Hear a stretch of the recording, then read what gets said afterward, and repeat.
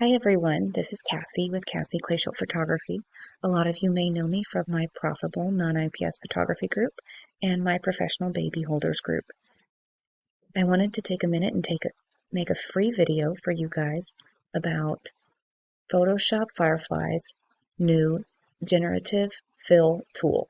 I'm sure you guys are seeing a ton of posts all over our groups about this, but I'm not seeing a lot of people do anything with newborn photography, so I wanted to be one of the first to create a video to check it out. So first, what you need to do is download Photoshop Beta from the Creative Cloud app, and then we're going to open the Generative Fill tool. There's a couple different ways to do it. You can go to Edit, and you can see it here, but it should automatically pop up for you, and you'll see it here. If you don't see it, you can also go to Window, Contextual Task Toolbar, and you can also move this bar around wherever you would like it. So for it to pull up the Generative Fill option, you have to select something. There's a bunch of different ways you can do it. You can select with the marquee if you wanted to put something there. You can select something with your lasso tool if you wanted to put something right there. You can also select your subject and remove your background. I like to start with select subject. Now keep in mind this is Photoshop's beta program, so it is a little bit slower than your normal Photoshop, so you do have to be pretty patient with it. So it has selected our subject, and I'm going to go ahead and hit this button to invert the selection, and you'll see it's missed part of his elbow there. So what I'm going to do is you're going to go right here, hit select and mask. Now keep in mind this part of the process isn't actually, look and see it's messing up and glitching. So that's another thing, because this is beta, it is a little bit glitchy, so you really have to give it some grace. Let's go ahead and cancel. Let's click out of this. So that was weird. It was actually pulling something from a totally different image that I played with earlier today. Let's hit select subject.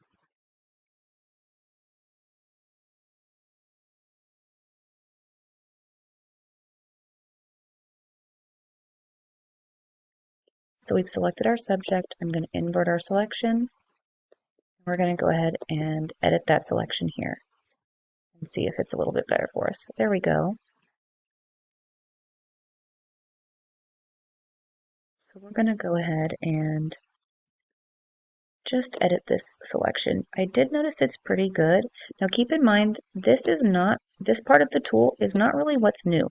Where it's located is new, but this select and mask and select subject option we have had for quite a while. And it missed this part, so I'm going to go ahead and add it. And technically, because my background is what's selected, I'm actually subtracting this from the selection. So that looks fine right there. And because the Generative Fill tool is so intuitive, your selection doesn't always have to be totally perfect the way it had to be before when we were making composites. And what Photoshop Firefly's tool is, this new Generative Fill tool, it's really just the same way that we have made composites before, except instead of having to buy different elements or take different elements from our own catalog of photos or buy digital backdrops or even make digital backdrops out of our catalog of photos, what it's doing is it's basically letting you select things, and it's really even kind of selecting them for you from Photoshop Firefly's stock image program. These are all ethically sourced photos that they have paid for, which is different than what Midjourney is doing, and Midjourney is sourcing all of that content from the internet, including our copyrighted images. So I really think that Photoshop here has done a really good job of trying to do this ethically. So our subject is selected. Actually, I'm sorry, our background is selected. So we're going to go ahead and click Generative Fill, and let's go ahead and type something in. Let's start really simple. And I'm just going to type in beach. We're going to make it look like this baby's laying on the beach. Why not? I live near Hilton Head Island. So let's go ahead and try that. Click generate. So I played with this the other day with a couple of other images, and I actually got some really hilarious results. We might get some great results now. We might get some hilarious ones. Um, I took one of my beach images of a little girl sitting on the beach and asked it to put in a sandcastle, and it actually put in like what looked like an ugly red plastic beach wagon.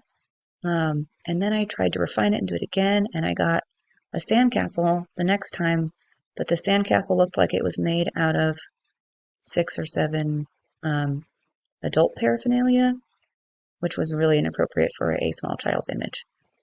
And I did not post that, but it was really interesting. So once you hit generate, it's going to bring up 3 variations. That one's cute. He's laying on a blanket, but not exactly what I want.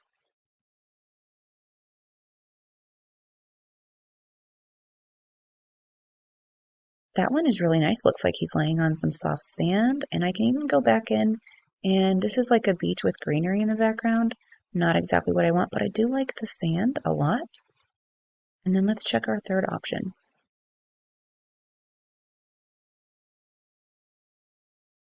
That one is really, really gorgeous too, and that one looks like I almost don't need to do anything to it.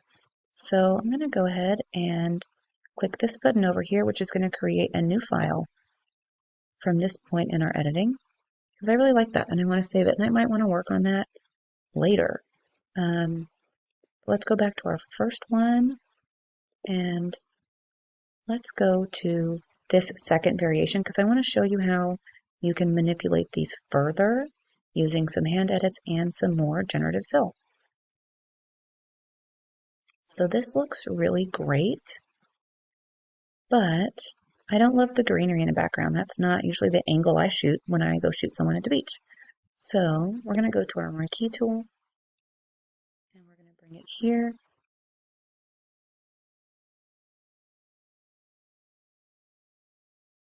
One thing I was really frustrated with when I was doing this earlier was I did the same image, typed in beach. I got totally different images than I got before, which is great because I guess if everybody is opening up similar images and typing in beach, they're not getting the same results. But in my case, I got a really gorgeous one that I loved, and before I could save it, beta glitched completely and closed. And when I went back to do this, I couldn't get that same result, which is incredibly frustrating. Okay, so I don't want the greenery in the back. I would like maybe some ocean waves. Let's just type in waves and hit generate and see what we get.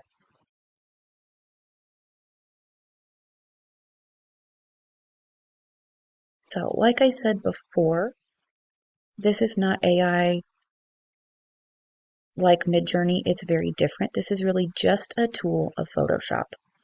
Similar to the content aware tool, similar to how we have all done composites before. So if you are familiar with doing composites, this is just going to make it faster and give you more options. It'll be interesting to see. It really may hurt the digital backdrop industry, but I don't think it's necessarily going to come and take all of our jobs. Okay, so there's one. I'm noticing now that it's doing a really good job of realizing that I used a really shallow depth of field here. I did notice in some images that I played with the other day that it did not do a good job with that. So that'll be something to look into, but it's doing a great job on my newborn images. And you'll notice here that each layer is a different layer. That one's neat. Those are like bigger waves. And then these kind of look similar. I didn't love the first option that I got. I would prefer, oh, see, look, and it's glitching there. That's kind of interesting and creepy. Let's go back to our second one. That one's fine. Let's see if it brings this one up again.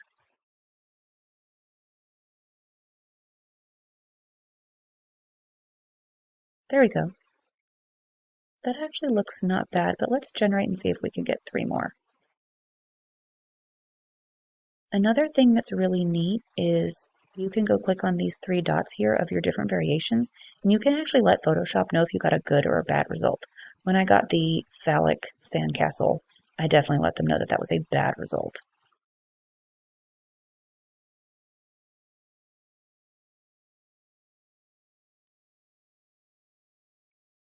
So another thing that you can do is just like a digital backdrop or even one of your photos, you don't have to stick with these. You are in regular Photoshop. This is not just an AI program. It's your Photoshop with an AI component.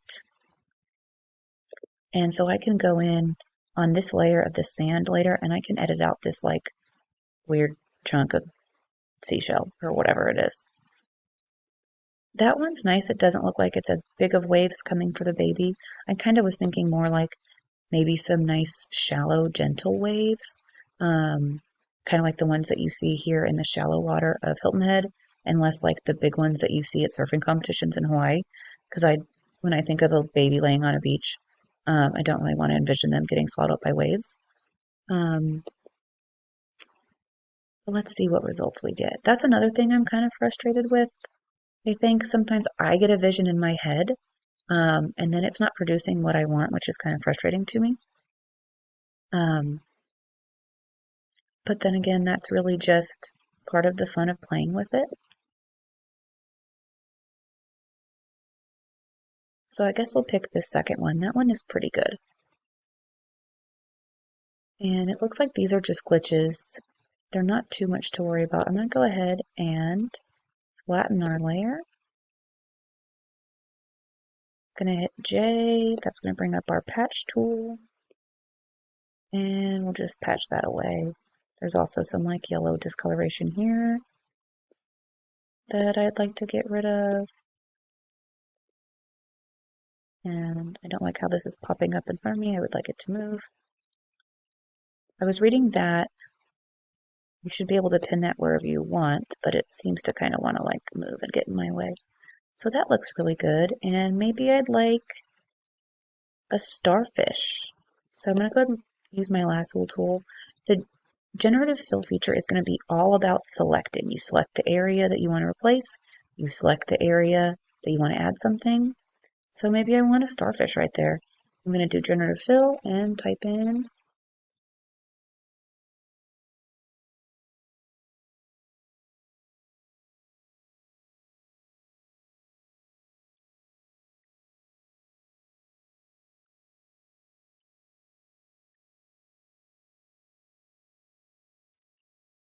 and it's taking forever. So, okay, there we have a starfish. It's bright orange for some reason. Here in Hilton Head, they're brown, but I'd maybe like mine to be a little more neutral, so I'm going to hit Control U. And this is its own layer, so I can manipulate it really easily. And I'm just going to bring the saturation down and just give it time because it's really slow.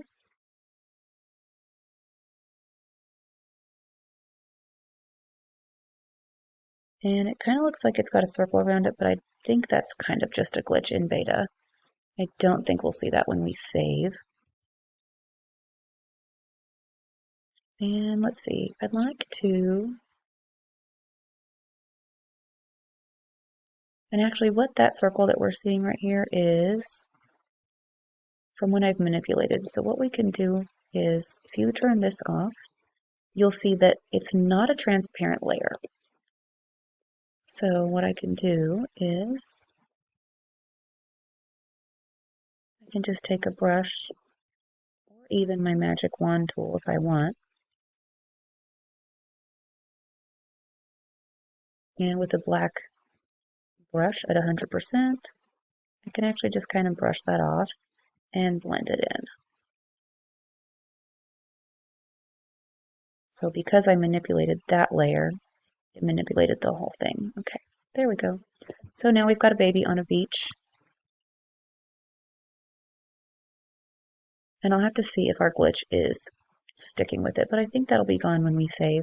But I think that looks really great, and I hope that you guys enjoyed this.